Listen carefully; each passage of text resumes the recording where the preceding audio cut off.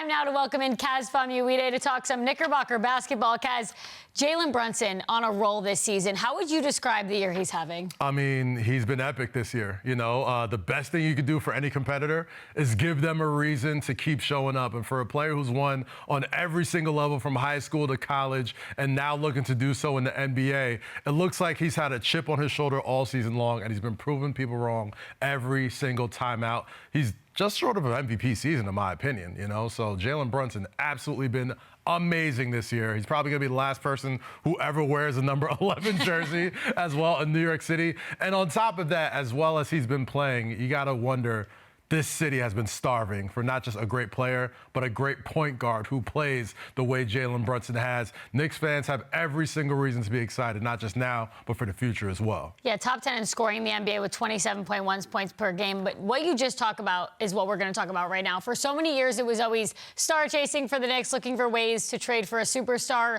Do you think that conversation is over with what they've done with Brunson and Randall, kind of making them homegrown stars? I feel like last night was the final rubber stamp on the superstar conversation about the New York Knicks. Seeing Al Nahan and Jalen Brunson at center court talking about what it means to not just be a first-time All-Star, but to get MVP chance. On top of that, what's been great about this sort of MVP campaign for Jalen Brunson is that he's sort of redefining what an MVP is, right? Yeah. The most valuable thing about him, not just his scoring, not just what he brings to the table as a Knick, but his contract, right? Like, you sign him for what is basically a bargain for the type of production you're getting from him. And on top of that, Julius Randle, third time as an All-Star, settling into a perfect role as the Robin to Jalen Brunson's Batman. And they're both guys who wanted to be here, who wanted to take on the challenge. When you do that in New York City, you're loved here forever. Yeah, it's the first time since 2013 the Knicks have two All-Stars. You know the Knicks fans are loving it, those MVP chants and everything.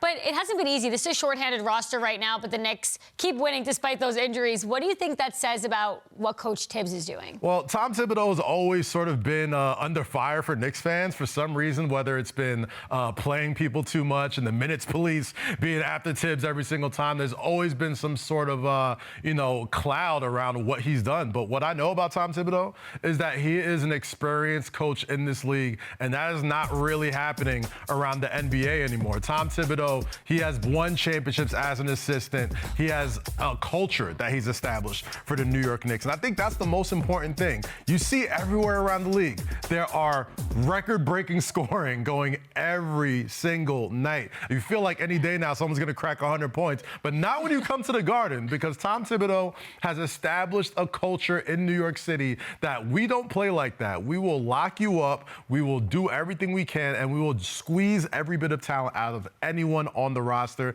and that is due to the culture that Tibbs has established here in New York. Yeah, he's definitely showing that, especially with a lot of those injuries. 9 straight wins for the Knicks. Looks like right now they can beat anybody. But do you think the roster that they have is sustainable, or do you think they need to make more moves before the deadline? I think both things could be true. Yeah, I think the New York Knicks, as it stands right now, it'll be one thing if they were just winning games. They are bludgeoning teams, right? Defensively, offensively, you got 2 All-Stars. You're sending 2 guys from the same franchise to Indianapolis later in February. But on top of that, yes, the beautiful thing about the way this Knicks roster has been constructed is you have assets. You have contracts that are tradable. You have a treasure trove of first-round picks. So can you get better? Absolutely. But as it stands right now, if you're a Knicks fan, you got to love everything you see with them. And there's something to be said about the chemistry, the Villanova boys, the culture set by Tom Thibodeau. Sometimes you don't want to rock the boat when it's doing well, but if you got an opportunity to put something, to get somebody to put you over the top, maybe you take that chance.